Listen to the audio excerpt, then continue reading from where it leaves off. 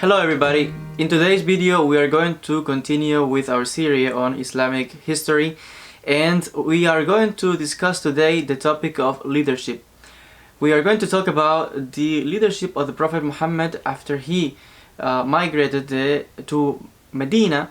And we have to remember that in previous videos we have spoken regarding the creation, the formation of what has been called the Ummah, the community that was guided by the Prophet when he established himself in Medina.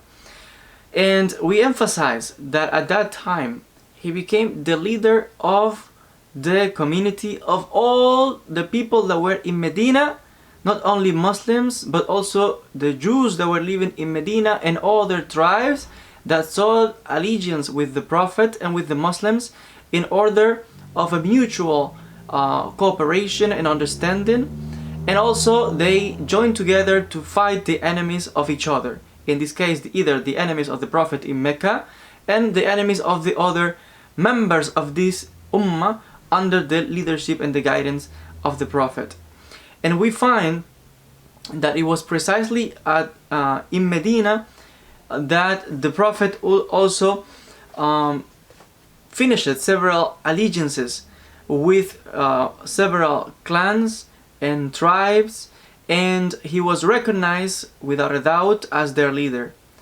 He also married, when he was in Medina, 11 women. At that time, as I said, it was the custom of the day to also establish allegiances by marriage. And in this case, besides, he took certain wives that in order to protect them, because they were widows, and indeed the Prophet, in order to help them and to strengthen the community, these kind of allegiances and marriages took place in the old days. Famously, it is said, that is well known, that he married Aisha, the daughter of the first Caliph Abu Bakr, and tradition says that she was 6 years old at the time of the marriage and 9 years old at the time when the marriage was consummated. But historical evidence and historical research, we're looking at all the different sources, scholars have come on to agree that new historical evidence shows that she was between 16 and 18 years old when she got married to the Prophet. And we have to emphasize that for more than 20 years he remained monogamous.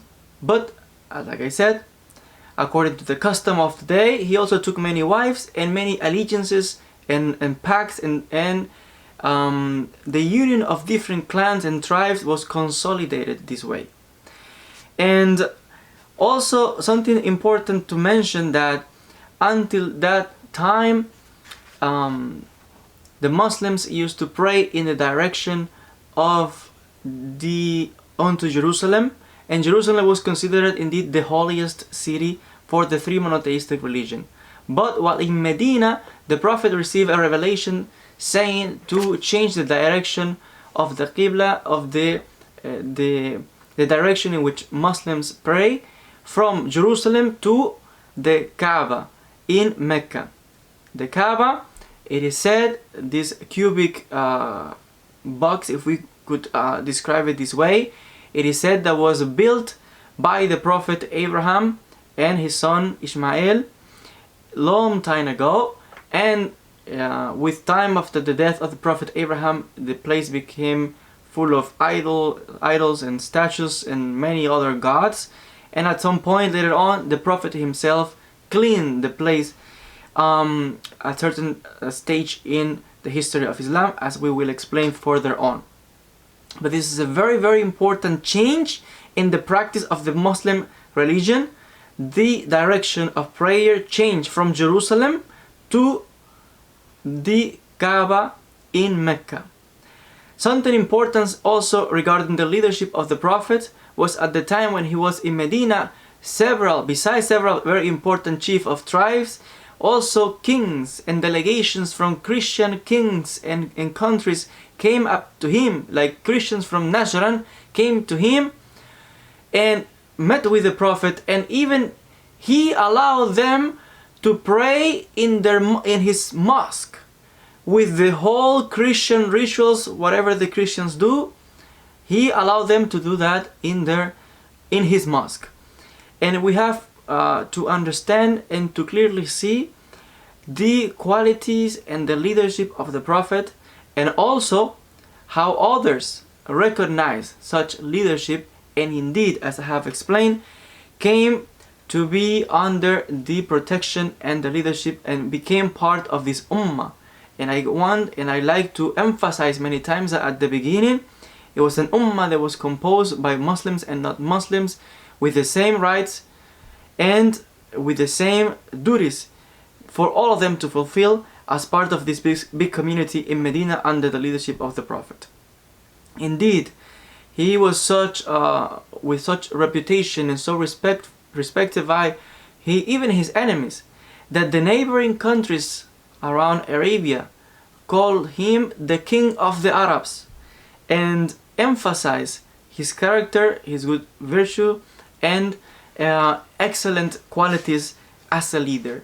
And these was also revealed throughout the battles, and especially at the time was become and known as the Pact of Al-Hudaybiyah.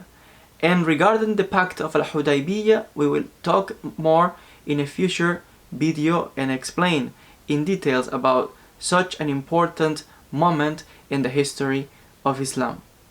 I want to thank you all for your attention. As always, don't forget to subscribe to the channel, take a look at the additional content, and thank you so much for your attention. We'll see each other in the next video.